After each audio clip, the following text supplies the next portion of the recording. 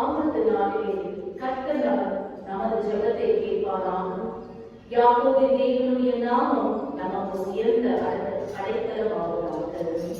கர்த்தருடைய நாமத்தை நாம் பற்றிக் கொண்டு இதாகப்படி ஸ்தோத்திர பள்ளியின் வழிபாடு விசுவாசத்தோடு ஆண்டவர் மீது வைத்திருக்கிற நம்பிக்கையோடு கூட பங்கு பெறுவோம் என்றால் நிச்சயமாக வந்திருக்கின்ற ஒவ்வொருவரையும் ஆண்டவர் சமாதானத்தினாலும் நல்லாரோக்கியத்தினாலும் நம்மை வழிநடத்த அவர் வல்லவராய் இருக்கின்றார். உங்கள் யாவரையும் திருச்சபையின் சார்பாகவும் நபியாண்டவர் இயேசு கிறிஸ்துவின் நாமத்தினாலும் இந்த ஆராதனைக்கு வரவேற்கின்றேன். திருவிருந்து ஆராதனை முறைமையை நபியாளர் பின்பற்றுவோம். பக்கம் 19. ஜெபம் செய்வோம். எல்லா இருதயங்களிலும் எல்லா விருப்பங்களிலும் எல்லா ரகசியங்களிலும் அறிந்திருக்கின்ற சர்வவல்லமையுள்ள கடவுளே, நாங்கள் தேவனிடத்தில் பரிபூர்ணமாய் அன்பு கூறுவோம். உமது பரிசுத்த நாமத்தை உத்தமமாய் மகிமைப்படுத்துவோம். உமது பரிசுத்த ஆவியை ஏவுதலால் எங்கள் இருதயத்தின் சிந்தனைகளை சுத்தம் பண்ணியத எங்கள் கர்த்தராகிய இயேசு கிறிஸ்துவின் மூலமாய் வேண்டிக் கொள்கின்றோம். உன்னதத்தில் இருக்கிற தேவனின் மகிமையும் பூமியிலே சமாதானமும் மனுஷர்களே பிரியமும் உண்டாவதாக. கர்த்தராகிய ஆராதனை கர்த்தராஜாவே சர்வத்துக்கு வல்லமையுள்ளவரே, உம்மை துதிக்கிறோம், உம்மை புகழ்கிறோம், உம்மை வணங்குகிறோம், உம்மை மகிமைப்படுத்துகிறோம், உமது சிறந்த மகிமைக்கு சோசத்துகிறோம். கர்த்தராகிய ஒரே பேரானவராகிய இயேசுவே, கர்த்தராகிய ஆராதனை பிதாவின் சுடரே, உலகத்தின் பாவத்தை சுமந்திருக்கிற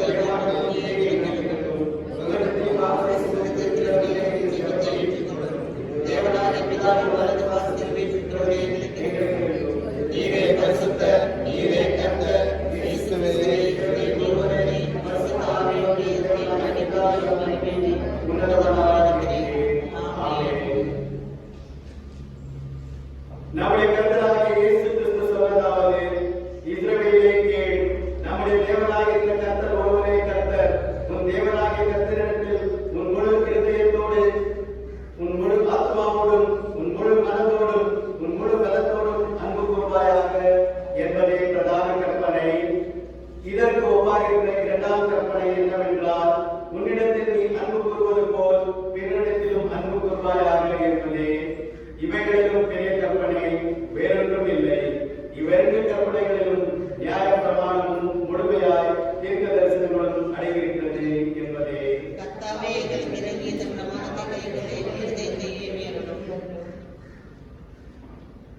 சகோதர சகோதரிகளை, நாம் இப்பொழுது கடவுளுடைய மகாபரிசுத்த வசனத்தை கேட்கவும் ஆண்டவருடைய சரீரத்தையும் ரத்தத்தையும் பெற்றுக்கொள்ள இங்கே கூடி வந்திருக்கின்றோம். உத்தம மனஸ்தாபத்தோடு விசுவாசத்தோடு அவரிடத்தில் கிட்டி சேர்வதற்காக கடவுளுடைய கிருபையை தேடி முழங்கால் படித்து அமைதியாக நம்மை நாமே சோதித்தருவோமாக.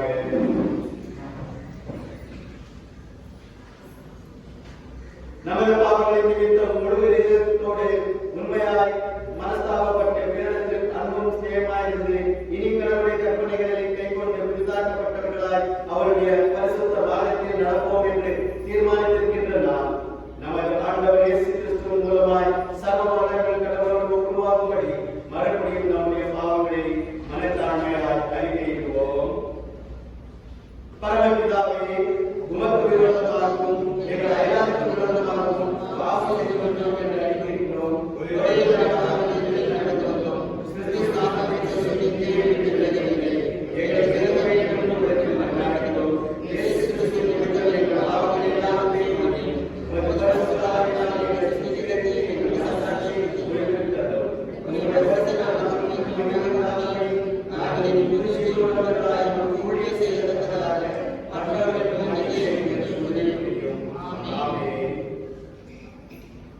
இயேசு கிறிஸ்துவின் மூலமாய் தமிழத்தில் உண்மையாய் மனத்தில் வருகின்ற யாவருக்கும் அருளப்படுகின்ற கிருபை நிறைந்த அருள்வாக்கை கேளுங்கள்.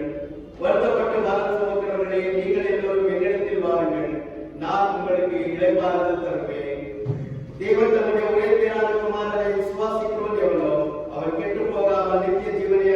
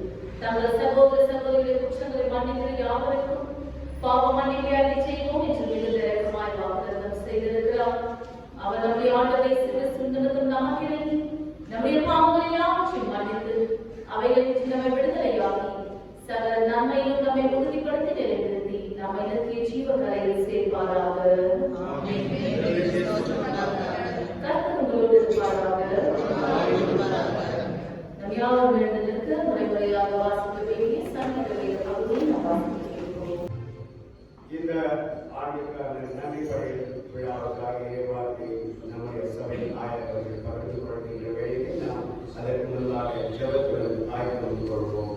ஜீவனுள்ள தேவனை வாழ்வோம். ஜீவனுள்ள ஆண்டவரே, எங்களோடு இருப்பவரே, உடைய பிரசன்னத்திற்காக நன்றி இருக்கின்றோம். என்னாலும் உடைய வார்த்தைகளை தியானிக்கின்ற பொழுது கர்த்தருடைய சித்தம் இன்னதென்று நாங்கள் புரிந்து கொள்ள எங்களுக்கு தேவையான ஞானத்தையும் அறிவையும் தருகிறோம். எங்க சிந்தையுடையவர்களாக எங்களை மாற்றும். இயேசுவோடு ஜெபத்தை எடுக்கிறோம் நல்ல பிதாவே. ஆமென். கடவுளுடைய சமாதானமும் கிருபையும் உங்கள் ஒவ்வொருவரோடும் இருக்க இறைவனை வேண்டிக் கொள்கின்றேன். அறுப்பு கால ஸ்தோத்திர பண்டிகை, ஹார்வெஸ்ட் ஃபெஸ்டிவல். பண்டிகை என்று சொல்லும் பொழுது இருந்தாலும் ஒரு 6 மாசம் மேல ஆயிடுச்சுங்க. பண்டிகைன்னு சொல்லி நம்ம புது துணி போட்டு நல்ல செலிப்ரேஷன் வெளியில போயிட்டு வர்றது, ஷாப்பிங், உள்ள வர்றது அப்படின்றது ரொம்ப நாட்கள் ஆகிவிட்டது. இந்த முறையும் கூட அறுவடை பண்டிகை என்று சொல்றப்போ ஃபர்ஸ்ட் ஹார்வெஸ்ட் ஃபெஸ்டிவல் தான் நமக்கு என்ன ஞாபகம் வரும்? பிரியாணி, அப்புறம் சேல்ஸ், ஆக்ஷன், ஆசீர்வாதம் தட்டு. ஒருவேளை இந்த நாளில் இதையும் நாம் சிந்தித்து கடவுளுடைய வார்த்தை என்ன என்று தியானிப்பதற்காகவே அழைக்கப்பட்டிருக்கிறோமோ என்ன. அறுவடை பண்டிகை தான் இந்த வாட்டி பிரியாணி இல்லை, அறுவடை பண்டிகை என்னுடைய ஆக்ஷன் இல்லை, அறுவடை பண்டிகை இந்த வாட்டி ஆசீர்வாதம் தட்டுங்கள். அதை தாண்டி நாம் இன்றைய நாளில் சந்திக்கவிருக்கின்றோம். முதலாவது பண்டிகை என்று சொல்லும்போது எதற்கு இந்த பண்டிகை? மனித கலாச்சாரத்தோடும் பண்பாடோடும் பாரம்பரியத்தோடும் நம்முடைய சிறப்புகளை கடவுளுக்கு நேராக நாம் அவரை எப்படி வெளிப்படுத்துகின்றோம் என்பதற்காக இந்த பண்டிகை என்பது ஒன்று தேவைப்படுகின்றது. எபிரேய பதத்தின் அடிப்படையில் ஹக் என்ற வார்த்தை கூறப்படுகின்றது. அதற்கு அர்த்தம் புனித யாத்திரை என்று. பண்டிகை என்று சொல்லும்போது என்ன அர்த்தம்? புனித யாத்திரை. புனிதம் அப்படின்னு வரப்போவே வந்து அது யாரை குறிக்கும்? கடவுளை தான் குறிக்கும். யாத்திரை, journey, a journey with God. கடவுளோடு கூட நீ பயணிப்பதுதான் ஒரு மனிதனுடைய வாழ்க்கையில பண்டிகையாக இருக்கிறது. இதுதான் இஸ்ரவேல் மக்களுடைய வாழ்க்கையில அவர்களுடைய ஆன்மீகத்தோடும் அவங்க வாழ்ந்த அந்த சமுதாயத்தோடும் இணைந்திருந்த ஒரு உண்மை. கடவுளோடு பிரயாணிக்க வேண்டும் என்பதற்காகத்தான் பண்டிகை.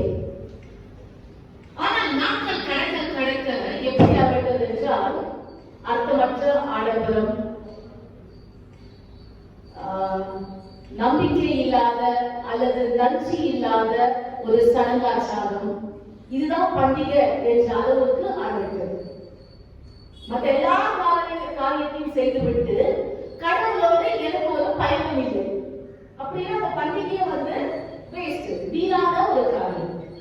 இந்த நாளில் அருமையான திருச்சபை மக்களை இந்த இடத்தில் அமர்ந்திருக்கிற ஒவ்வொருவருமே சிந்திக்க வேண்டியது, இந்த வழிபாட்டின் மூலமாக நான் கடவுளோடு கூட பிரயாணிக்க கடவுள் எனக்கு என்ன சொல்ல விரும்புகிறார் அதை நான் என்னுடைய வாழ்க்கையில செய்வேனா, இது நிமித்தமாக நான் பெற்றுக்கொள்ளவிருக்கின்ற ஆசீர்வாதம் என்ன? ஹார்வெஸ்ட், அறுப்பு காலம் அப்படின்னா என்னது? எதையெல்லாம் விதைச்சோமோ அதை அறுக்கிறது. நீ நல்லதை விதைச்சிருந்தீங்கன்னா நன்மையை எடுத்துக்கொள்ள போகின்ற. ஒருவேளை நம்மை கடவுள் இந்த பூமியில விதைத்திருக்கின்றார், இன்றைய நாளில் நம்மை அறுவடை செய்யவும் கேட்கின்றார். நம்முடைய மனதை, தூய்மையான மனதை நீ என்னிடத்தில் கொடுத்து என்னோடு கூட நீ பிரயாணிக்க வேண்டும். நம்பர் 1. இரண்டாவது, நாம என்னெல்லாம் இந்த பூமியில விதைச்சிருக்கிறோமோ, மற்றவங்க எதெல்லாம் விதைச்சிருக்கிறோமோ அதையும் கூட நம்ம அறுவடை செய்யணும். கடவுள் நம்ம கிட்ட அறுவடை செய்வாரு, நாமும் கூட நாம எதை விதைச்சோமோ அதை அறுவடை செய்யணும். இந்த 2 காரியமும் நம்முடைய வாழ்க்கையில இருக்குதா அப்படின்றதுதான் இன்றைய நாளில நாம் சிந்திக்க விரும்புகின்றோம். கடவுள் இஸ்ரவேல் மக்களை தெரிந்து கொண்டு நீங்கள் பண்டிகையை ஆசரிக்க வேணும் அப்படின்ற கட்டளையே கொடுத்தார். எனவேதான் இந்த பண்டிகை ஆசரிப்பு என்பது மிகவும் முக்கியமாக அவருடைய வாழ்க்கையில செயல்பட்டது. தூய்மையான மனதோடு கடவுள் இப்பொழுது நம்முடைய மனதை அறுவடை செய்ய வேண்டும். அவர் விதைச்சிருக்காரு இல்லையா நம்மள, அப்ப அவரை அதை அறுவடை செய்யணும். ஆனா இன்னைக்கு என்னுடைய மனம் கடவுளுக்குள்ள கொடுப்பதற்கு அந்த தூய்மையின் தகுதியை பெற்றிருக்கிறதா என்பதை இங்க இருக்கிற நாம் ஒவ்வொருவருமே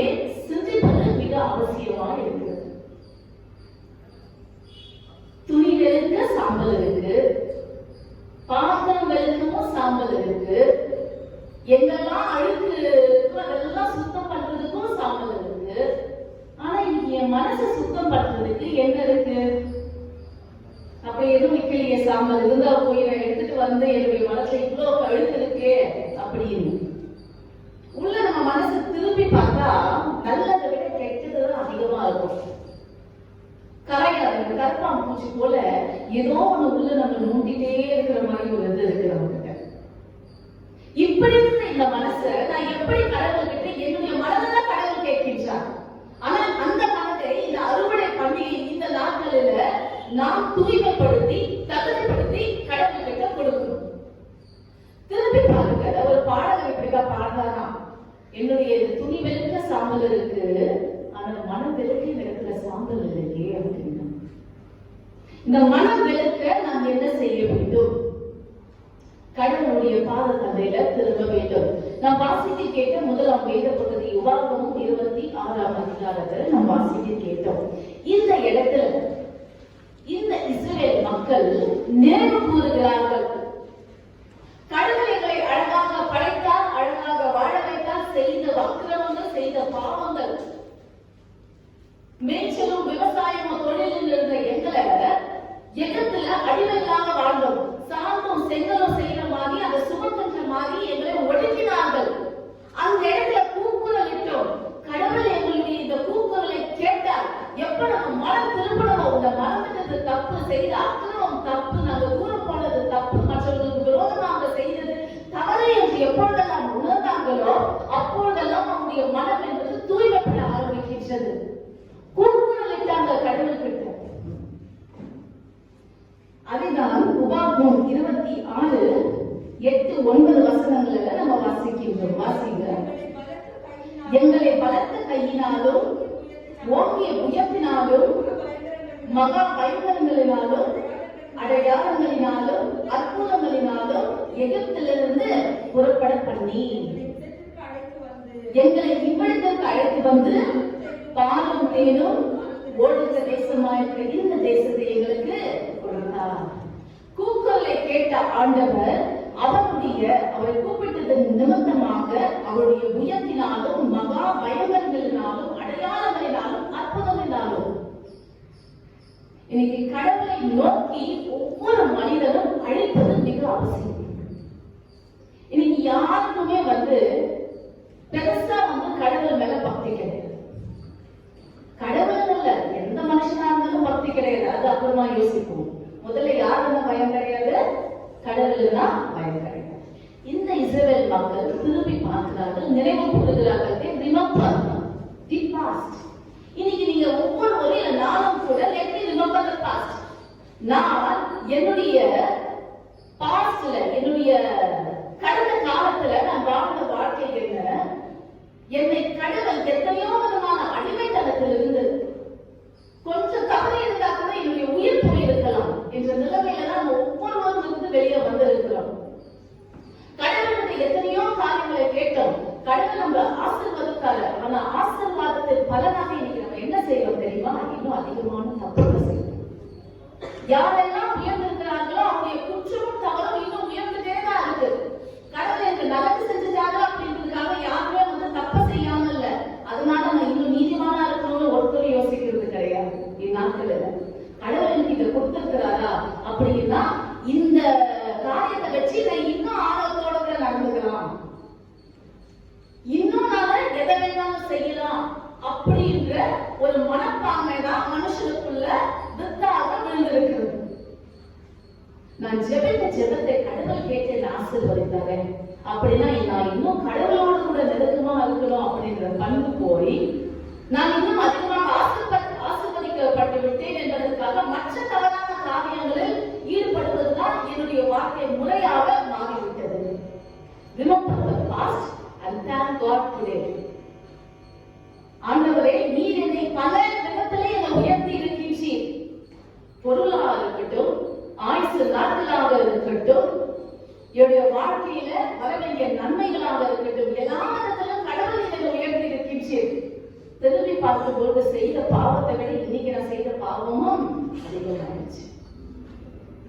எப்போ ஒவ்வொரு பாவத்தையும் நினைச்சு அதை அறிக்கை செய்து அதை திரும்பி இது வேண்டாம்னு கடவுள்கிட்ட கூக்குரல் எழுதுகிறாயோ, அப்பொழுது கடவுள் உன்னையும் என்னையும் கூட அடையாளங்களினாலும் அற்புதங்களினாலும் மகா பயங்கரத்தினாலும் விடுவித்து இன்னமும் நன்மை செய்வார். கடவுள் அறுவடை செய்ய என் மனம் ஆயத்தப்பட வேண்டும்னா என்னுடைய மனமும் வெளுக்க வேண்டும். என்னுடைய மனதில் இருக்கின்ற கரையான்களை நான் வெளியேற்ற வேண்டும். சிந்திச்சு பாருங்க, ஒவ்வொரு தவறான காரியங்களும் அறுவடை செய்யல கடவுள்.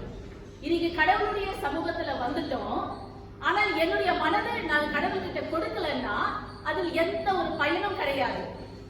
Without giving my heart to God, if I return home, there is no blessing.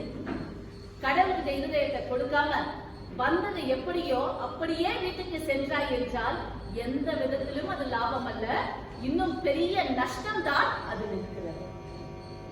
பிரியமானவர்களே, கர்த்தர் நம்முடைய வாழ்க்கையில ஒவ்வொரு முறையும் நன்மைகளையும் ஆசீர்வாதத்தையும் கொடுத்து வந்து கொண்டே இருக்கின்றார். அந்த ஆண்டவரை நாம் புரிந்து கொண்டு நம்முடைய மனதை அவரிடத்துல கொடுப்பதற்கு அழைக்கப்பட்டிருக்கிறோம். Know who you are and what your heart is. இன்னைக்கு என்னுடைய மனது கடவுள்கிட்ட கொடுக்க பரிபூர்ண சுத்தத்தோடும் அந்த பரிசுத்த தேவனை ஆராதிக்க உண்மையுள்ளதா இருக்கிறதா? Remember the past. அறுவடை பண்டிகையில 2 காரியங்கள். கர்த்தர் நம்முடைய மனதை அறுவடை செய்ய வேண்டும், அதற்கு தூய்மைப்பட வேண்டும். இரண்டாவதாக, இப்போது இருக்கிற தற்காலிக நிலைமையில் இந்த நொடி வரைக்கும் எத்தனையோ பணம் இருந்தவங்க இறந்துட்டாங்க. இந்த 6 மாத காலம் வரை நம்ம யாரும் நினைக்கல. புகழ் இருந்தவங்களும் இறந்துட்டாங்க, நம்ம யாரும் நினைக்கல. அவங்க முன்னாடி நம்ம ஒண்ணுமே இல்லைன்றதும் சில சமயம் நமக்கு தெரியும். எப்படி ஆப்பட்டவங்க எல்லாம் போயிட்டாங்க, ஆனா நம்ம எல்லாம் இருக்கிறோம்னா அதுக்கும் ஒரு காரியத்தை கடவுள் வச்சிருக்காங்க. கடவுளிடத்துல ஒரு சித்தம் அதற்கென்றும் இருக்கிறது. பிறந்த ஒவ்வொரு மனிதனும் கடந்து செல்லத்தான் வேண்டும். ஆனால் இன்றைய நாள் ஆண்டவர் என்னையும் உன்னையும் உயிரோடு கூட வைத்திருக்கிறார் என்றால் அதற்கும் ஒரு காரணம் இருக்கிறது. நம்மை பாதுகாத்து பராமரித்து வழி நடத்தி இந்த நாள் வரைக்கும் நம் ஆண்டவர் நம்மை கொண்டு வந்திருக்கிறார். தமிழ்ல ஒரு கவிதை ஒண்ணு படிச்சேன். பழையது, அதன் அர்த்தத்தை மாத்திரம் கூறுகின்றேன். ஏன்னா அது பழைய தமிழ் என்பதனால புரியாது. பசியா இருக்கிறவங்களுக்கு நீ சோறு போடலன்னா கூட பரவாயில்ல, உன்னை மன்னிச்சிடலாம். உயிர் பிச்சை கேட்கிறவங்க கிட்ட நீ ரத்தம் கொடுக்கலன்னா கூட பரவாயில்ல, உன்னை மன்னிச்சிடலாம். நீதான் வேறொரு உதவி கேட்டு உன்னிடத்துல வந்தவங்களை கூட நீ உதவி செய்யலாம் கூட உன்னை மன்னிச்சிடலாம். ஆனால் நன்றி மனமாமை என்று உன்னிடத்தில் ஒன்று இருக்கும் என்றால் அது ஒருபோதும் உன்னிடத்துல மன்னிக்கப்படாது என்று அர்த்தம். எப்படி? எதை வேணாலும் இவ்வளவு பெரிய பாவத்தெல்லாம் கூட மன்னிச்சிடலாம், ஆனா இந்த நன்றி மனமாமை என்று ஒன்று இருக்கு தெரியுமா? அது மட்டும் உங்ககிட்ட இருந்துச்சுன்னா அதை மன்னிக்கவே முடியாது. அவ்வளவு பெரிய துரோகம் தான். இன்னைக்கு பல மனிதர்கள் நமக்கு நிறைய உதவிகளை செய்து வந்திருக்கிறார்கள். மனிதர்கள்கிட்டே நம்ம இப்படி உதவி வாங்கி பின்னாடி இதுதான் பெரிய விஷயம்னு சொல்லிட்டு போற ஜனங்க தான் நம்ம. ஆனா கடவுள் எல்லாவற்றுக்கும் காட்டிலும் நபர்களை காட்டிலும் பெரியவரால் இந்த நொடி வரைக்கும் பாதுகாத்து உயிரை கொடுத்து என்னையும் நம் குடும்பத்தையும் கூட வழிநடத்தி வந்திருக்காரு. என் ஆண்டவருக்கு இன்னைக்கு நான் நன்றி செலுத்துகின்றேன். இந்த ஆலயத்திற்குள்ளாக வந்திருக்கிற அருமையான சகோதர சகோதரிகளை ஒவ்வொருவரும் நீங்க முட்டி போடலன்னா பாருங்க, மனதளவுல மண்டிட்டு கடவுள் இடத்துல ஆண்டவரே, எத்தனை லட்சம் பேர் கோடிக்கணக்கான பேர் மறுத்து போனார்கள், ஆனால் என்னை நீ உயிரோடு வைத்திருக்கிறேன். என்னுடைய குடும்ப மக்களை இந்த நொடி வரைக்கும் பராமரித்து காத்து கொண்டிருக்கின்றேன். இந்த ஒரு நாளிகைக்காக உமக்கு நன்றி என்று மனதார இந்த ஸ்தோத்திர பண்டிகை நாளன்று கடவுளுக்கு நன்றி எடுக்க நாம் அழைக்கப்படுகின்றோம். Give thanks. கடவுளுக்கு நன்றி எடுங்கள். நாம் வாசிக்க கேட்ட நிருப வேத பகுதி தீமோத்தேயு 1 தீமோத்தேயு 6வது அதிகாரம் 6வது வசனத்தை வாசிங்க. போதும் என்கிற மனதுடனே கூடிய தெய்வ பக்தியே மிகுந்த ஆதாயம். எனக்கு இது இருக்கு, இது இல்ல, இதெல்லாம் இன்னைக்கு வேண்டாம். ஒரே காரியம், போதும் என்ற மனதுடனே கூடிய தெய்வ பக்தியே மிகுந்த ஆதாயம். இன்றைய நாள்ல என்னுடைய மனதில் இந்த தெய்வ பக்தியோடு தூய்மையோடு கூட கடவுளிடத்துல நான் வந்திருக்கின்றேன். கடவுளுடைய மனுஷனாக விசுவாசத்தோடு நல்ல போராட்டத்தை போராடுகின்ற ஒரு மனிதனாக இந்த இடத்துல வந்திருக்கின்றேன். என்னுடைய பாவத்தை எல்லாம் அறிக்கை செய்கின்ற ஒரு மனிதனாக இந்த இடத்துல வருகிறேன் என்று கடவுளிடத்துல சொல்லி அவருக்கு நன்றி செலுத்தணும். பாவங்கள்னா இங்க இருக்கு, நம்ம ஒவ்வொருவருக்கும் ஒவ்வொரு விதத்துல பாவம் இருக்கும். சிலருடைய பாவம் வந்து இப்போ ஏதோ தானால நீங்க சொல்லுவீங்க தெரியுமா, சிலர் மனம் உணர்ந்து பாவங்களை அறிக்கை செய்வாங்க. சிலர் வந்துட்டோமே அப்படின்றதுக்கு ஏதோ சொல்றாங்கன்றத கேட்டுட்டும் செய்வாங்க. இந்த உப்பை மோர்ல கரைக்கணும்னு உப்பு ஏதாவது எதுனா போட்டு கையை வச்சு இப்படி கலப்பீங்களா? கரையணும்னு போட்டா கரைஞ்சிடும். புளி வச்சு கைய பிழியணும். சிலருடைய பாவங்களும் எப்படிதான் கடவுள்கிட்ட நீ மனம் வந்து அதை கேட்கிறப்போ அது அப்படியே கரைஞ்சி கடவுள் நம்மை மன்னிப்பார்.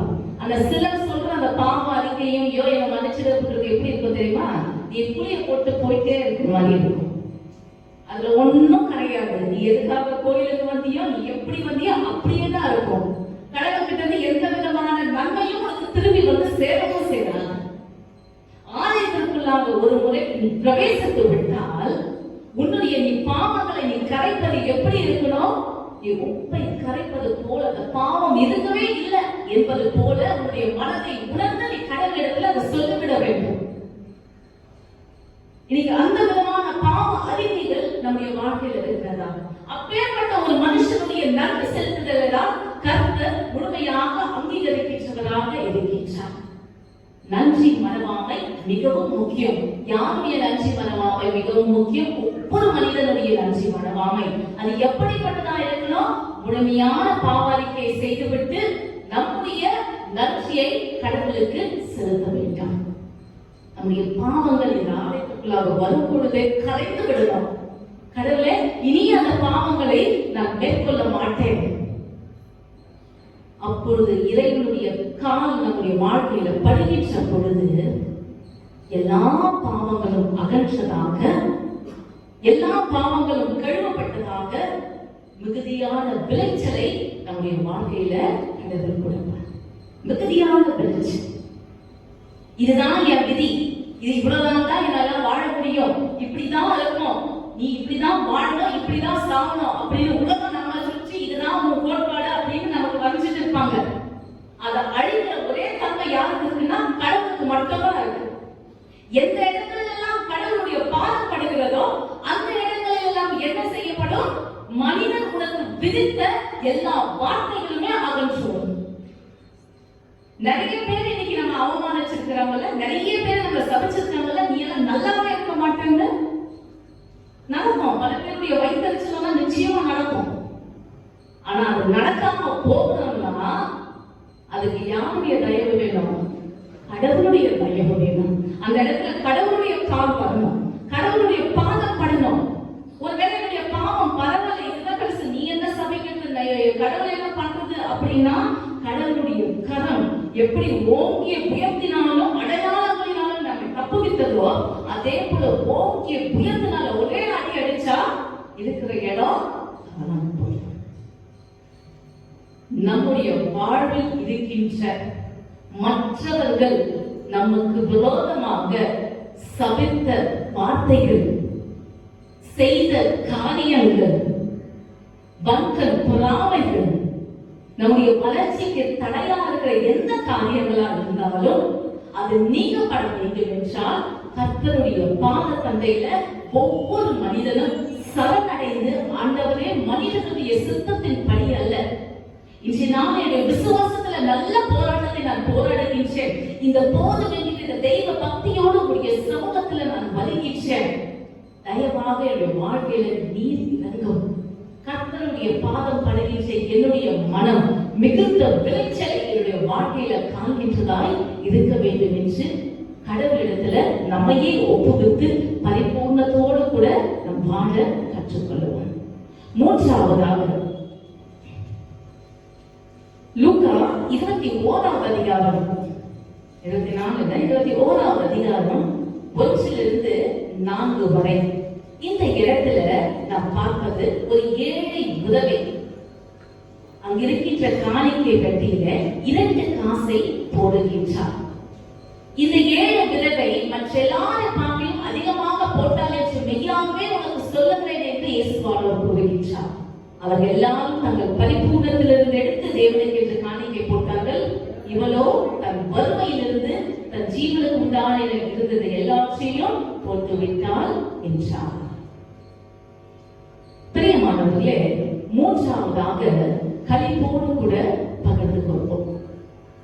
ஏற்கனவே நான் சொன்னது போல முதலாவது கடவுள் மீது பயபக்தி கிடையாது. மனுஷன் அப்படிதான் வாழ்ந்துருக்கான். அடுத்து எந்த மனுஷன் மீதும் ஒரு பயம் கிடையாது. பிள்ளைகளா இருந்தா அப்பா அம்மா மேல பயம் இல்ல, பொண்டாட்டியா இருந்தா புருஷன் மேல பயம் இல்ல, புருஷனா இருந்தா பொண்டாட்டி மேல பயம் இல்ல. இந்த பயம் நான் சொல்றேன், நீங்க நினைக்கிற மாதிரி பயம் இல்ல, அடங்கி ஒடுங்கி போடுற அந்த பயம் இல்ல. ஒருவருக்கு ஒருவர் ஏற்று ஒருவருக்கு ஒருவர் புரிந்து கொண்டு ஏற்ற தாழ்வுகளை அறிந்து நீங்கள் சமமாக உங்களுடைய வாழ்க்கையில வாழ கற்றுக்கொள்வது. Without expectation you live and love. இந்த இடத்துல கலைப்புடன் பகிர்தல். இந்த ஏழை விதவை இருந்தது தன்னுடைய ஜீவனுக்கு எவ்வளவு இருந்ததோ அத்தனையும் காணிக்கையாக போட்டு விட்டார். இஸ்ரவேல் மக்களுடைய வாழ்க்கையிலும் கூட கடவுள் அவர்களை கொண்டு வந்த பொழுது அவர்களுக்கு போதுமானவற்றை சமமாகத்தான் கொடுத்தார். அவர்கள் வாழ்கின்ற சூழ்நிலைகளில நிலத்தையும் சரி உடைமைகளையும் சரி சமமாக கொடுத்தார். பண்டிகைகளை ஆசரிக்கும் போது இந்த இஸ்ரவேல் ஜனங்கள் ஒன்றாக கூடி வரும்போதும் கூட இல்லாதவர்களுக்கும் கொடுத்து சமமாக எல்லாரும் இவர்கள் ஒருவரோடு ஒருவர் இணைந்து பண்டிகையை ஆசரித்தார்கள். களிகூறுவது கடவுளுக்கும் கொடுத்தார்கள், சக மனிதர்களுக்கும் கொடுத்தார்கள். without any expectation. இன்னைக்கு இந்த அறுவடை பண்டிகை என்று வாலிபர் ஞாயிறாகவும் பல இடங்களில் இன்றைய நாளானது ஆசரிக்கப்படுகின்றது. without expectation, do we love our family, our neighbors, our church, our God? எந்த ஒரு எதிர்பார்ப்புமே இல்லாம நம்ம எந்த இடத்துல இருக்கிறோம்? குடும்பம் வெறும் புருஷன் பொண்டாட்டி பிள்ளைங்கன்னு எடுத்துக்க வேண்டாம், முழு குடும்பத்தையும் எடுத்துக்கலாம். எனக்கு மாமியாரா இருந்தாலும் சரி, இல்ல உங்களுக்கு மாமியாரா இருந்தாலும் சரி, மச்சினங்களா இருந்தாலும் சரி, யாருக்கு இருந்தாலும் ஒரு முழு குடும்பம், ரத்த சம்பந்தம். இன்னைக்கு without expectation how do we live? நம்முடைய சமுதாயத்தில் இருக்கின்ற மனிதர்கள், தெரிந்தவர்கள் தெரியாதவர்கள் என்று இருக்கின்ற ஒவ்வொருவரோடும் சமமாக பகிர்ந்து கொண்டு ஏதாவது ஒரு பண்டிகையை நாம் ஆசரித்துக் கொண்டிருக்கின்றோமா? எந்த இடத்துல போனாலும் இன்னைக்கு உறவுகள் எப்படி இருக்குன்னா வித்தவுட் எக்ஸ்பெக்ட், எதிர்பார்ப்பு இல்லாமல் எந்த ஒரு உறவுமே இல்லை. எதிர்பார்ப்பு இருக்கிறது, கூடவே எக்ஸ்பிளாய்டேஷன் இன்னும் அதிகமா இருக்கு. முதல்ல தெரியாதவங்கள தான் காலை மிதிச்சு போடுவாங்க. இப்பெல்லாம் இருக்கிற ஒரு சுகம் என்னன்னா தெரிஞ்சவங்களே அழ வச்சு பார்க்கறது, தெரிஞ்சவங்களே மிதிச்சு போடுறதுதான் ஒரு சுகம்.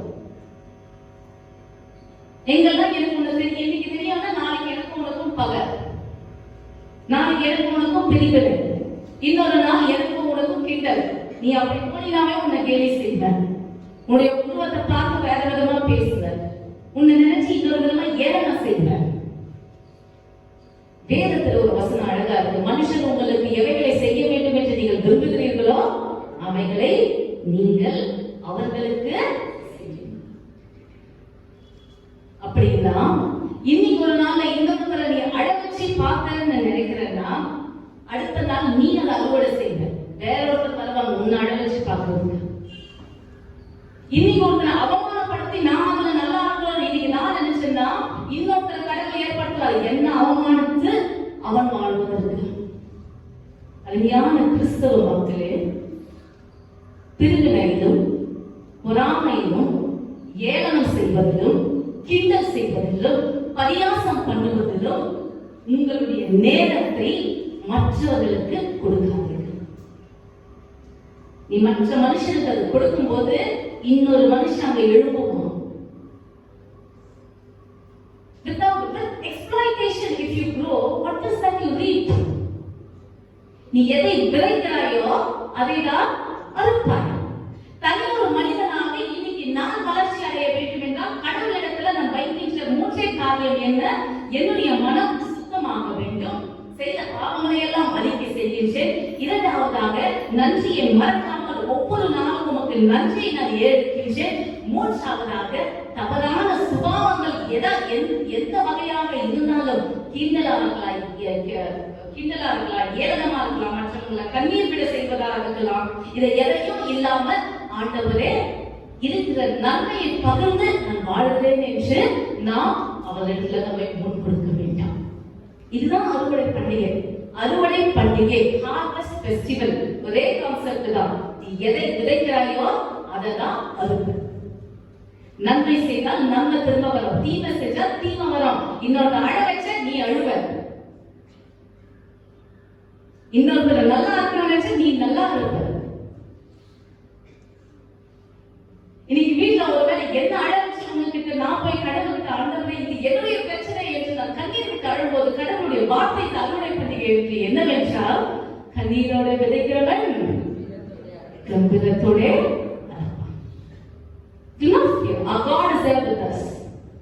நம்முடைய ஆண்டவர் நம்மோடு கூட இருக்கிறார். உறவுகளை சார்ந்து ஒருவரோடு ஒருவர் இணைந்து வாழ்வதுதான் நன்மையான ஒரு வாழ்வு. எனவேதான் பண்டிகை. ஒருவரோடு ஒருவர் எல்லாரும் சேர்ந்து வாங்க, எல்லாரும் பகிர்ந்துக்கோங்க, எல்லாரும் சந்தோஷமா இருங்க. பிதாவானவர் தன்னுடைய ஒரே பேரான குமாரனை இந்த பூமிக்கு அனுப்பினார். பிதாவானவர் யார் அனுப்பினாரு? குமாரன் அனுப்பினாரு. அவரை சார்ந்து பேசத்தை நிறைவேற்றுறது. குமாரன் வந்து என்ன சொன்னாரு? என் பிதாவுடைய சித்தத்தை நான் நிறைவேற்றுறேன். இயேசுவானவர் என்ன சொன்னாரு? பரிசுத்த ஆவியை நான் அனுப்புறேன் அப்படின்னு சொன்னார். ஒருவரோடு ஒருவர் எங்களுடைய உறவெல்லாம் சார்ந்து இருக்குல்ல, இதே போலதான் மனுஷனுடைய வாழ்வும் உறவும் சார்ந்து இருக்கணும். நிறைய பேர் சொல்லி நான் கேள்விப்பட்டிருக்கேன். என்னது, உங்களுடைய குடும்பத்தை சொல்லியிருப்பாங்க, இது ஏன் இஷ்டம், நான் இப்படிதான் வாழணும், எனக்கு தெரியும், நீ பாருங்க சொல்லிருக்கோமா? எவெல்லாம் ஏன் இஷ்டம்ன்றாலும் அவெல்லாம் கஷ்டப்பட்டே படுவான். இது வந்து உலக நியதி, யாருமே மாற்ற முடியாது. பெரும்பாலும் அப்பா அம்மா பிள்ளைங்க சொல்லுவாங்க ஏன் இஷ்டம். அப்ப அப்பா வந்து அப்பாவும் சரி அம்மாவும் சரி பயங்கரமா உள்ள கஷ்டமா இருக்கும் அவங்களுக்கு. ஏன் சொல்லு, நீ நடக்கிற பாதை அவங்களுக்கு பிரச்சனை கிடையாது, அங்க விழுந்துட்டனா அந்த வலி இருக்கு தெரியுமா, அது உனக்கு மட்டும் இல்ல யாருக்கு இருக்கும், இந்த பெற்றவங்களுக்கும் இருக்கும். புருஷன்கிட்ட கொண்டாடி இது ஏன் இஷ்டம், உன் வேலையை மட்டும் நீ பாரு. புருஷன் இது ஏன் இஷ்டம், உன் வேலையை மட்டும் நீ பாரு. ஒருவரை ஒருவர் சார்ந்து இல்லாத ஒரு வாழ்க்கை பிரிவினையில் முடியும். தவறான வாழ்க்கைக்கு எடுத்துக்காட்டாது. யாருமே என் இஷ்டம் இந்த உலகத்துல வாழக்கூடாது, அப்படி ஒரு வாழ்க்கை இல்லை. நம்முடைய கிரியேட்டர் கடவுளும் கூட இந்த உலகத்துல தன்னுடைய மகனையும் இல்ல பரிசுத்த ஆவியையும் அனுப்பும் பொழுது என்னுடைய பிதாவின் சித்தம், என் குமாரனை அனுப்புகின்றேன், பரிசுத்த ஆவியான தேச்சலமானவராக வருவார் அப்படின்னு ஒருவரோட ஒருவருடைய உறவு இருந்தது. இன்னைக்கு நம்முடைய உறவு வந்து அப்படி இல்லையே. இந்த கடவுள் விரும்ப மாட்டாரே. இப்படிப்பட்ட குடும்பம் தான் பிரிவினையாகின்றது. அருமையான திருச்சபையாரே, நம்முடைய குடும்பம் எப்படி இருக்கணும், என் இஷ்டம் அப்படின்ற மாதிரி தனியா ஒருத்தரை கூட தீர்மானிக்க கூடாது. அப்படிப்பட்டதுதான் கிறிஸ்துவ குடும்பம். இது என் புருஷனுக்கு பிடிக்குமா, இல்லை ஏன் பொண்டாட்டிக்கு பிடிக்குமா, இது என் அம்மாவுக்கு பிடிக்குமா, இது என் தம்பிக்கு பிடிக்குமா, இது என் தங்கச்சிக்கு பிடிக்குமா, நான் சேர்ந்து தீர்மானிக்கின்றேன். இது எப்படி இருக்கும் என்னுடைய வாழ்க்கையில?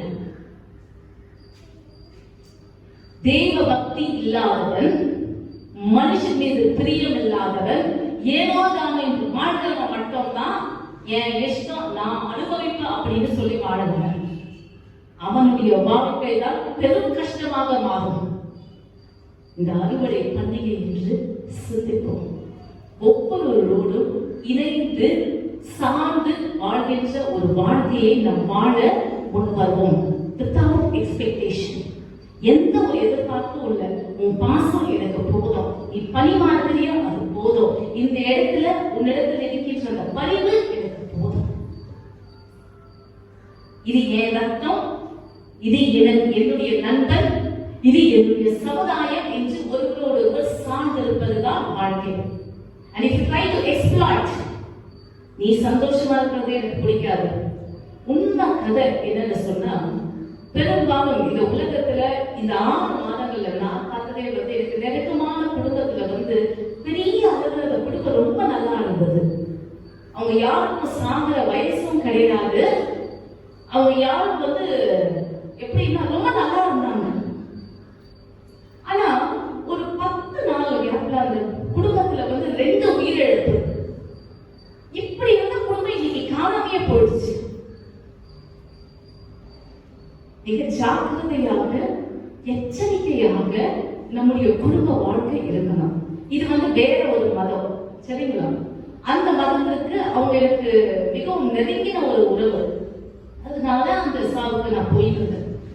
அந்த இடத்துலயும் ஒரு பூசாரி இருப்பாங்க இல்லையா? அதுதான் நான் ஃபர்ஸ்ட் டைம் நான் பாக்குறேன். வேற ஒரு மதத்துல நடக்கிற ஒரு அந்த அடக்கத்தை அப்பதான் நான் ஃபர்ஸ்ட் டைம் பாக்குறேன்.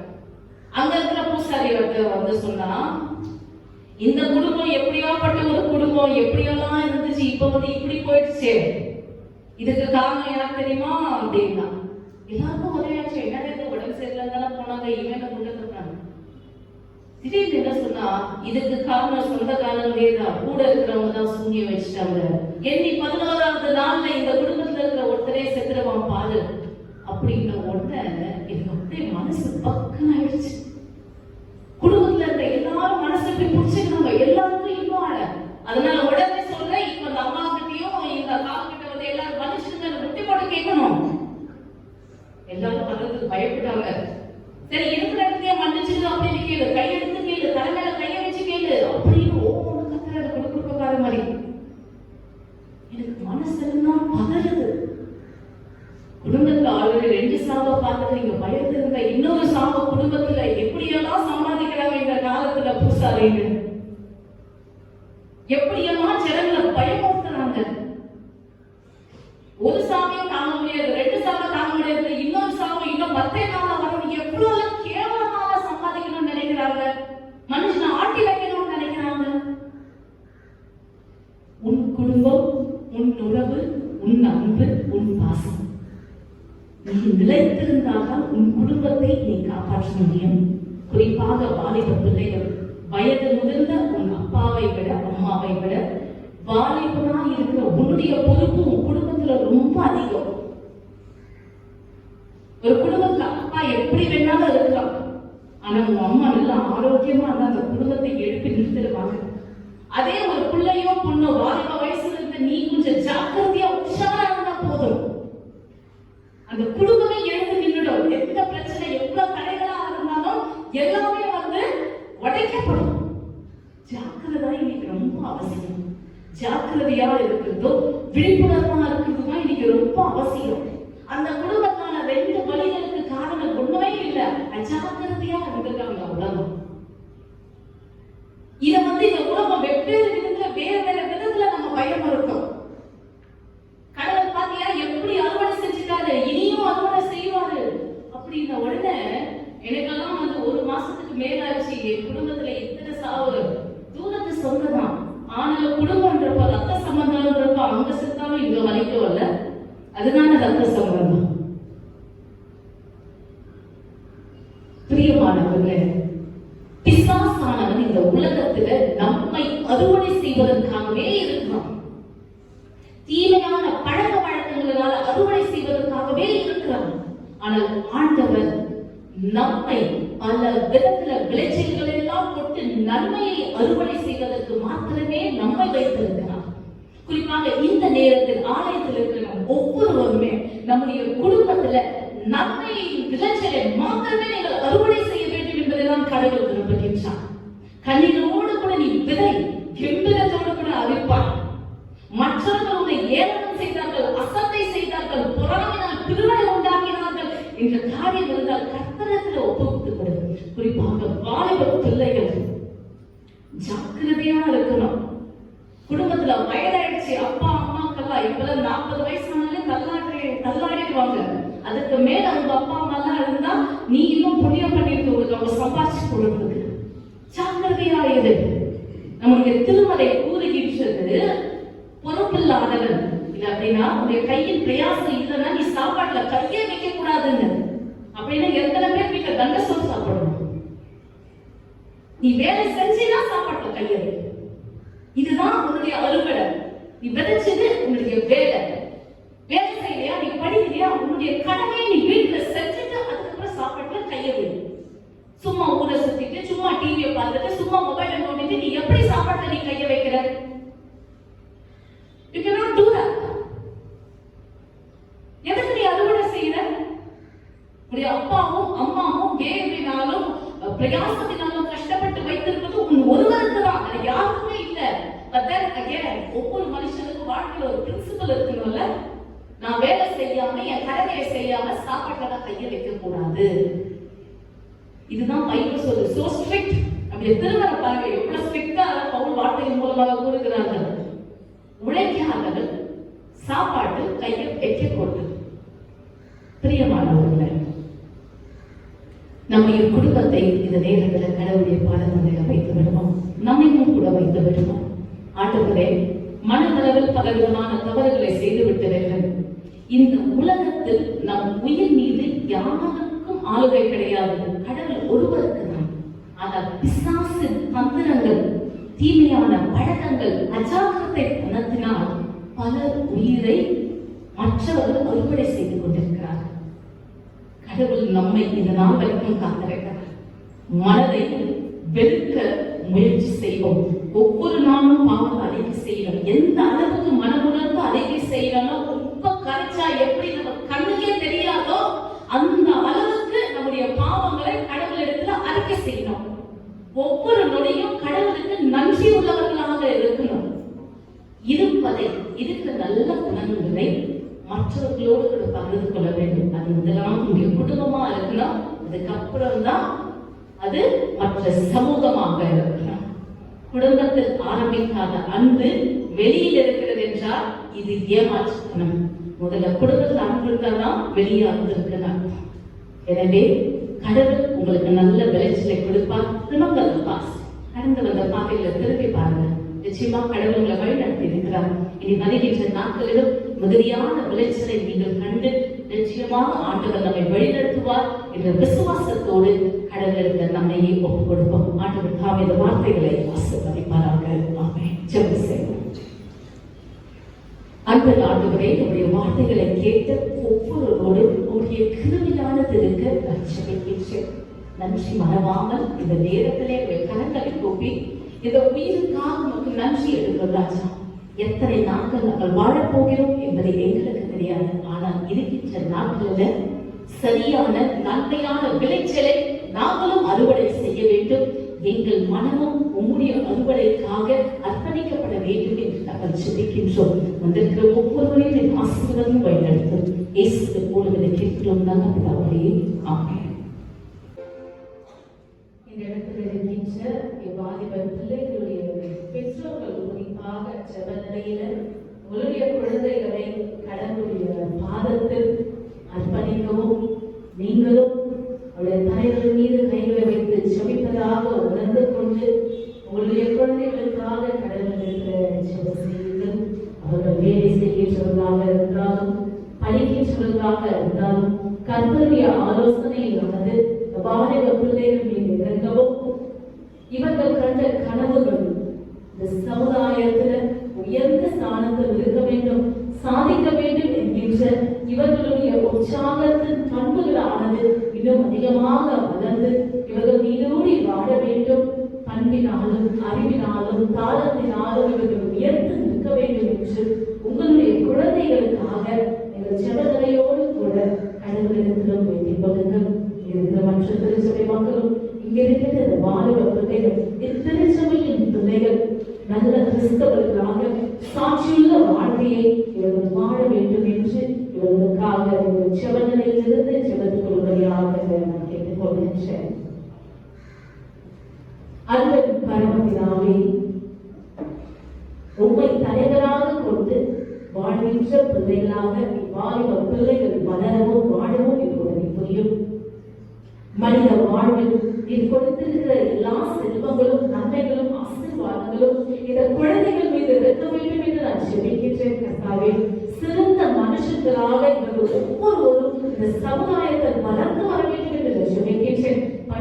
பிள்ளைகள் ஞானத்தினாலும் அறிவினாலும் வளர்ந்து ஓக வேண்டும் கர்த்தாவே. வேலை செய்கின்றவர்கள் அவருடைய கைகளின் பிரயாசத்தின் நிமித்தமாக உயர்ந்து நிற்க வேண்டும் என்று ஜெபிக்கின்றேன். திருமணமானவர்கள் அவருடைய குடும்பத்தை சிறந்த தலைவர்களாக இருக்க வேண்டும் என்று மன்றாடுகிறேன். கர்த்தருடைய சமூகத்தில் கர்த்தாவை நின்று கொண்டிருக்கின்ற இந்த வாலிப பிள்ளைகள் ஆசீர்வதிக்கப்பட உதவி புரிகிறாரா. பெற்றோர்களுடைய பாதத்தை அறிந்தவர்களாக, குடும்ப சூழ்நிலையை புரிந்து கொண்டவர்களாக இவர்கள் ஜாக்கிரதையாகவும் விழிப்புணர்வோடும் கூட இப்பிள்ளைகள் வளர வேண்டும் என்று ஜெபிக்கின்றேன். இப்பிள்ளைகளை சுற்றிலும் கர்த்தருடைய அக்கினி வெளியானது இருக்கட்டும். பலத்திலிருந்து உடைய ஆசீர்வாதமானது தடையம் மீது இருக்கட்டும். இவர்கள் பெற்றோர்கள் இவர்களுக்காக ஜெபித்துக் கொண்டிருக்கிறார்கள். ஆண்டவரே, என்னுடைய பிள்ளை இப்படி ஆக வேண்டும், என்னுடைய மகன் இவர் நிரூபிக்க வேண்டும் என்கின்ற ஒரு சிந்தனையோடு கூட அவருடைய குழந்தைகளுக்காக ஜெபித்துக் கொண்டிருக்கிற பெற்றோர்களுக்காக ஜெபிக்கின்றேன். பெற்றோர்களுடைய மனதின் ஆசைகள் இந்த குழந்தைகளுடைய வாழ்வில் நிறைவேற வேண்டும் என்று நான் ஜெபிக்கின்றேன் கர்த்தாவே.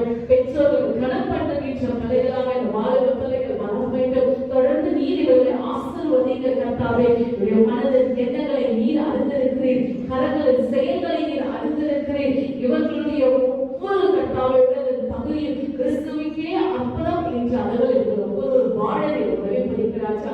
இவர்களை ஆசீர்வதிக்க வழிநடத்துக உங்களுடைய கிருபையானது இந்த பிள்ளைகளில் எப்பொழுதும் தங்கி இருக்கட்டும். இவர்களை காத்துக்கொள்ளும் வழிநடத்தும் இயேசுவின் மூலம் இதை கேட்கிறோம் எங்கள் நல்ல பிதாவே. ஆமென். அருமையான வாலிப பிள்ளைகளே, இப்பொழுதும் ஒரு பிரதிஷ்டை ஜெபமானது செய்யப்படும். இந்த ஜெபத்தை நான் சொல்ல சொல்ல நீங்களும் இதை திரும்பி சொல்லும்படியாக கேட்டுக்கொள்கின்றேன். இனி ஒரு பொழுதும் நான் எனக்கு சொந்தமானவர் அல்ல, ஆண்டவரே உமக்கே சொந்தம்.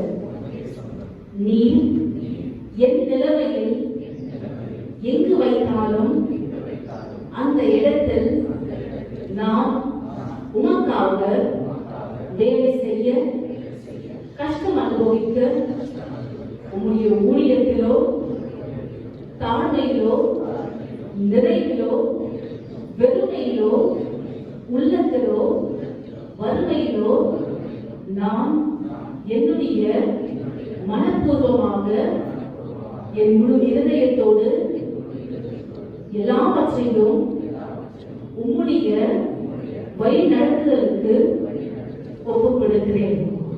எனக்கு தேவையான ஆலோசனையும் தைரியத்தையும் தன்னம்பிக்கையும் பலத்தையும் நீ தந்தரும்.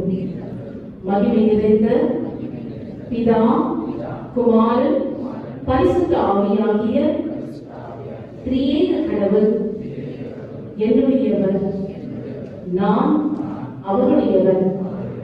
நான் பூலோகத்திலே செய்த இந்த உடன்படிக்கை பரலோகத்தில் முத்திரிக்கப்படுவதாக. ஆமென். கடந்த வாரத்தில் சிறப்பான நாட்களை கண்டவர்கள் முன்வர அவர்களுக்காக ஜெபிக்கப்படும். எல்லா நன்மைக்கும் உச்சித்துக்காரமாய் கருதினார்களே, நீர் செய்த நன்மையை நாங்கள் நினைக்கும் நன்றி மறவாதவர்களாக நாங்கள் உமக்கு நன்றி செலுத்துவதும் உமக்கு துதிப்பதும் ஏறெடுப்பதும் எங்களுடைய கடமையும் நீதியுமாயிருக்கிறது. விசேஷமாக இந்த நாளிலே நீர் செய்த நன்மையை நினைத்து வந்திருக்கிற ஒவ்வொரு நல்ல உள்ளவர்களையும் நீர் ஆசீர்வதித்தரும். பெற்றுக்கொண்ட நன்மைகளை நாங்கள் பகிர்ந்து கொள்கிறவர்களாகவும் நன்மையை தொடர்ந்து செய்கிறவர்களாகவும் நீர் எங்களை பலப்படுத்தி வருவதற்காக நன்றி செலுத்துகின்றோம்.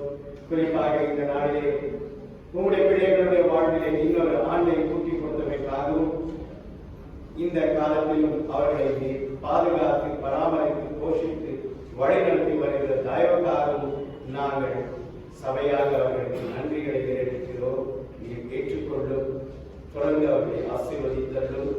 பிறந்த நாள் கண்டிருக்கின்ற பிரான்சிஸ் அவர்களுக்காகவும், ஜெயசன் மாவின் அவர்களுக்காகவும், ஜெனிஃபர் அவர்களுக்காகவும், ஜெயசீலன் அவர்களுக்காகவும் நாங்கள் உமக்கு நன்றி செலுத்துகின்றோம். அவருடைய வாழ்க்கையிலே இன்னொரு ஆண்டை நீர் கூட்டிக் கொடுத்தமைக்காக நன்றி செலுத்துகின்றோம். அவருடைய பாதைகளிலே நீர் அவரை வழிநடத்தி வந்த தயவுக்காக நன்றி செலுத்துகின்றோம். கடந்த வருடம் முழுவதும் அவர்களுடைய நீர் இருந்து வழிநடத்தி வந்த தயவுக்காக நன்றி செலுத்துகின்றோம். பலவீனத்திலும் சுகவீனத்திலும் நீர் உங்களுடைய கிருபையினால் அவர்களை மேற்கொண்டு இந்த நாளிலே உமக்கு நன்றியை எடுக்கும்படியாக உங்களுடைய சந்நிதி வந்திருக்கின்ற அவர்களையும் கண்டோக்கி பார்த்தவர்கள் தொடர்ந்து அவர்களுக்கு தேவையான எல்லா விதமான சரிந்த பலன் ஜீவனமாக கொடுத்து வழிநடத்த வேண்டுமாக இருக்கின்றோம். வண்ணமாக திருமண நாள் கண்ட தம்பதிகளுக்கு திருவள்ளுவர் மற்றும் கவிதா அவர்களுக்காக நன்றி செலுத்துகின்றோம். அவருடைய வாழ்வினை இல்லற வாழ்க்கையில் மற்றுமாக அவர்களை நீ வழிநடத்தி வந்த தயவுக்காகவும் எல்லா விதத்திலும் அவர்களோடு நீ தலைவனாக இருந்து பொறுப்பெடுத்து வழிநடத்தி வருவதற்காக நன்றி செலுத்துகின்றோம். பெற்றோர்களாக இவர்கள் செயல்படும் போது தன்னுடைய பொறுப்புகளையும் கடமைகளையும் தன்னுடைய பிள்ளைகளுக்கு ஏற்ற நேரத்தில் வாய்ப்பு செய்ய கொடுத்திருக்கின்ற ஒவ்வொரு உறவுகளையும் இவர்கள் செய்ய தாமே உதவி செய்கிறார்கள். நன்றியும் மறவாமல் இருக்கின்ற ஒவ்வொரு பிள்ளைகளுக்காக வேண்டுதல் செய்கின்றோம். குறிப்பாக இந்த நேரத்தில் நன்றி காணிக்கை கொடுத்திருக்கின்ற திருமதி எஸ்தர் சிகாமணி அவர்களுக்காகவும் திரு மார்பின் சந்தோஷ் அவர்களுக்காகவும் திரு கிருபா அவர்கள் குடும்பத்தாருக்காகவும் திரு விஜயகுமார் அவர்களுக்காகவும் நன்றி செலுத்துகின்றோம். குறிப்பாக உலகிருக்கின்ற சிறு பிள்ளைகளின் கட்டுமான பணிக்கு இந்த நாளிலே 10,000 ரூபாய் தொகை அனுப்பியுள்ள கிருபா குடும்பத்தாருக்கும் வருகின்ற நாட்களிலே இந்த ஆர்டர் பகுதியிலே உபயோகிக்கின்ற துணி இதற்காக நன்கொடை கொடுத்திருக்கின்ற திரு விஜயகுமார் அவருடைய குடும்பத்தாருக்காகவும் நன்றி செலுத்துகின்றோம். வருகின்ற நாட்களிலும் இந்த பொருட்கள் மூலமாக உங்களுடைய நாம மகிமைக்கின்ற இந்த குடும்பங்கள் உழைக்க பிழைக்க அவருடைய கிருபை கொடுத்தலும் மீண்டுமாக வருகின்ற ஒவ்வொருத்தருக்காகவும் ஒவ்வொருத்தருடைய நன்றி என்ற ஜபத்துக்காகவும் உங்களுக்கு விண்ணப்பிக்கின்றோம். நீங்கள் பொறுப்பேற்றுக் கொள்ள முடியும். இயேசுவின் நாமத்தில் வேண்டிக் கொள்கிறோம். நன்றி. அப்பமும் திராட்சை ரசமும் ஒரு கரத்தில் இருக்கிறது. முதலாவதாக அப்பத்தை எடுத்து ஒரு தாமரை வைத்து இது ஜீவ அப்பமாகிய நம்முடைய கர்த்தர் இயேசு கிறிஸ்துவின் சரீரம். இயேசுடைய சரீரத்தை உண்மையாக ஜெபசத்தையோடு நாம் எடுத்துக்கொள்ளும் பொழுது கர்த்தர் உச்ச தலைமுறை காலம் வரைக்கும் நம்மை தூய்மைப்படுத்துகின்றவராக நம்மில் இருக்கின்ற மகிழ்ச்சியின் விளைச்சலையும் சமாதானத்தின் விளைச்சலையும் பெருக வல்லவராய் இருக்கின்றார். ஜெபசத்தையோடு கூட இதை நம்முடைய சரீரத்துக்கு நாம் எடுத்துக்கொள்வோம். திராட்சை ரசத்தை நம்முடைய ஆண்டவராகிய இயேசு கிறிஸ்துவின் ரத்தம் இது என்பதை உணர்ந்து நாம் பருகுவோம். மெய்யான திராட்சையாகிய நம்முடைய கர்த்தர் இயேசு கிறிஸ்துவின் ரத்தம் இது. அவருடைய ரத்தமானது நம்முடைய பாவங்களை கழுவுகின்றதாக இருக்கிறது. பாவத்தை கழுவி நம்மை தூய்மைப்படுத்துகின்றது. நம்முடைய வாழ்வில் அளவில்லாத சமாதானத்தையும் நன்மையும் தர வல்லதாய் இருக்கின்றது. கடவுளுடைய ரத்தம் கிறிஸ்துவின் சரீரமும் ரத்தமாகிய சாக்கிரமத்தை விசுவாசத்தினால் பெற்றுக் கொள்வதாக நாம் கடவுளுக்கு மனதான ஸ்தோத்திரத்தை எடுப்போம். யதார்த்தமாகவே கர்த்தரை ஸ்தோத்திரி, என்னோடு உள்ளமே பரிசுத்த நாமத்தை ஸ்தோத்திரி, யதார்த்தமாகவே கர்த்தரை ஸ்தோத்திரி, கர்த்தர் செய்த சகல உபகாரங்களுக்காக. ஆமென். ஜெபம் செய்வோம். உன் பொருளால் கர்த்தரை கனப்பண்ணு, உன் எல்லா வேலைகளும் முதல் பலனாக அவரை கனப்பண்ணு. கர்த்தருடைய கிருபை உன் மீதும் உன்னுடைய வாழ்வின் மீதும் என்றும் உள்ளது. உன்னுடைய வாழ் கடவுளுடைய புகழை எங்கெங்கும் அறிவிக்கட்டும். அந்த ஆண்டவரை நேசிக்கின்ற கர்த்தரை இந்த அறுவடை ஸ்தோத்திர பண்டிகை ஆராதனையில் நாங்கள் அமர்ந்திருக்கின்றோம். கர்த்தருடைய பாதமானதை என்னுடைய வாழ்வில் பட வேண்டும். எல்லா விதமான தடைகளும் எங்களுக்கு உயர்வை தரக்கூடிய எல்லா விதமான நன்மையில் இருந்தும் பலருடைய சாபங்களும் பலருடைய சதிகளும் எங்களை தடுத்து கொண்டிருக்கிறதே என்று உங்களை நோக்கி வேண்டல் இருக்கின்ற அவருடைய வாழ்வில் கண்டாவே உங்களுடைய கிருபை இருக்கட்டும். நீ அவருடைய மனதை அறுவடை செய்யும் போது கர்த்தருடைய ஆளுகையானது அவருடைய சரீரத்தையும் அவருடைய வாழ்வையும் ஆட்சி செய்ய வேண்டும் என்று சொல்கிறேன். இந்த நாளிலும் கர்த்தருடைய சமூகத்தில் இந்த வழிபாட்டில் பங்கு கொள்கின்ற ஒவ்வொரு உள்ளங்களையும் கர்த்தர் நீர் ஆசீர்வதியும். எந்த நோக்கத்தோடு கூட உடைய சமூகத்தில் எப்பதைகள் நுழைந்திருக்கிறார்கள் என்பது உங்களுக்கு தெரியும். வருடத்தை உண்மையை நன்மை நான் முடிசூட்டுகின்ற ஆண்டவரே, இந்த நாள் வரைக்கும் நொடி வரைக்கும் நாங்கள் உயிரோடு இருப்பது சுத்த கிருபை மாத்திரம். இந்த பூமியின் பலன்களை நாம் அனுபவிக்கவும் உங்களுடைய பிள்ளைகளாக நாங்கள் கிருபையாய் வாழவும் நீங்கள் உதவி செய்திருக்கிறீர். நன்றியோடு துதிக்கின்றோம். ஒவ்வொரு நொடியும் ஆண்டவரையும் உமக்கு நன்றி, இந்த உயிருக்காக நன்றி, என் வேலைக்காக நன்றி, என் குடும்பத்திற்காக நன்றி, என் பலனுக்காக நன்றி என்று உம்மை நோக்கி நன்றி பலிகளை எடுத்துக் கொண்டிருக்கின்ற ஒவ்வொரு ஆத்மாவையும் கர்த்தர் ஆசீர்வதிக்கிறாரே. உம்முடைய கிரியைகள் திரளாய் இருக்கின்றன என்பதை நாங்கள் அறிந்திருக்கின்றோம். எல்லாவற்றையும் ஞானமாய் படைத்த ஆண்டவர் எங்களுடைய வாழ்க்கையில் கூட ஞானமாய் நீ வழிநடத்துகின்றேன்.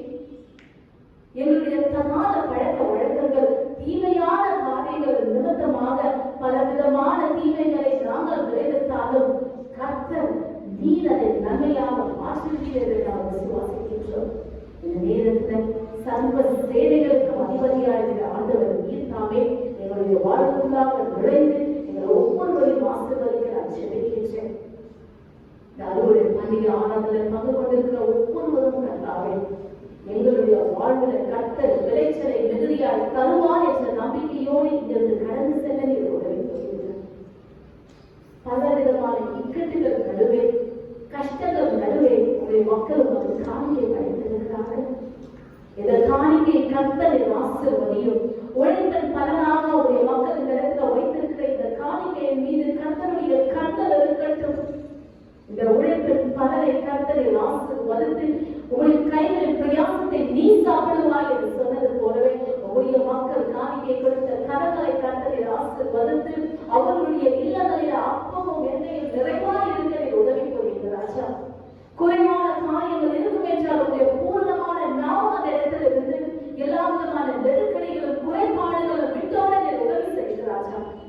இயேசு என்ற நாமம் தனித்திருக்கிற ஒவ்வொரு குடும்பத்திலும் கர்த்தாவே சமாதானம் நிறைவாக இருக்கட்டும். அப்பா அவருடைய வாழ்க்கையில கர்த்தாவே தானத்தையும் பணத்தையும் தொழில் விருத்தியும் கர்த்தர் பெரும் பணத்தை நீர் விருத்தி செய்து தர வேண்டும் என்று ஜெபிக்கின்றேன். உழைப்பை ஆசீர்வதி. இவர்கள் அழைக்கப்பட்ட நோக்கத்தை கொடுத்துக் கொண்டு அவருடைய இல்லங்களில் ஒவ்வொரு நாளும் விழுகால் படிக்கும் இடத்தில் ஜெபிக்கும் போது அவருடைய விண்ணப்பங்கள் எல்லாம் நிறைவேற்றப்பட உதவி புரிகிறார். மகிழ்ச்சியோடு மன நிறைவோடு கர்த்தருடைய வாழ்க்கையை பார்த்துக் கொள்வார் என்று இந்த இடத்திலிருந்து இவர்கள் திரும்பி செல்ல வேண்டும். பூமியின் அபரிதமான பலன்கள் வாழ்க்கையில் நிலைத்திருக்க வேண்டும் என்று ஜெபிக்கின்றேன். எந்தெந்த விண்ணப்பங்களுக்காக ஒரு மக்கள் இந்த நேரத்தில் ஜெபித்துக் கொண்டிருக்கிறார்கள். திருமண வாழ்வுக்காக, வேலை பிரச்சனைகளுக்காக, கடன் தொகைக்காக, வீட்டில் சமாதானமில்லை, பலவீனத்திற்காக நோக்கி செலுத்திக் கொண்டிருக்கிறார்கள். அந்த ஆண்டவரே இறங்கும். இந்த உலகத்தின் எல்லா காரியங்களையும் பண்படுத்துகின்றவர் இருக்கிறார்கள். இந்த நேரத்தில் உங்களுடைய ஜனத்தின் வாழ்க்கையில் கூட நீர் நேர்த்தியாக அந்த வாழ்க்கையை செம்மையாக மாற்ற வேண்டும் என்று ஜெபிக்கிறேன்.